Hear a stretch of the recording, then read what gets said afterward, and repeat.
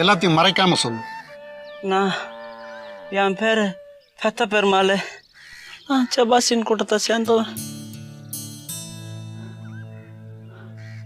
ஐயா பயமா இருக்கு ஐயா. பயப்படாத, தைரியமா சொல்லு. செபாஸ்டின் தோட்டக்கார மகத்தில் திருடன்னு திட்டம் போட்டான். அதுக்கு இந்த ஊரை சேர்ந்த நாச்சி முத்துவை தான் கைக்குள்ளே போட்டுக்கிட்டான். யாரு? ஊர்காவக்காரன் வீரபாகு மகனா?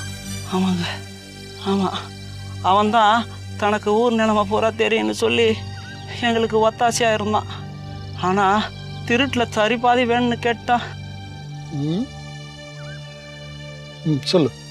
அதனால் நாச்சி முத்துவுக்கும் செபாஸ்டினுக்கும் தகராறாக இருந்துச்சு. ஆனால் எங்கள் திட்டப்படி திருடத்துக்கு நாள் குறிச்சா மாறவே மாட்டோம். பேசினபடி அன்னைக்கு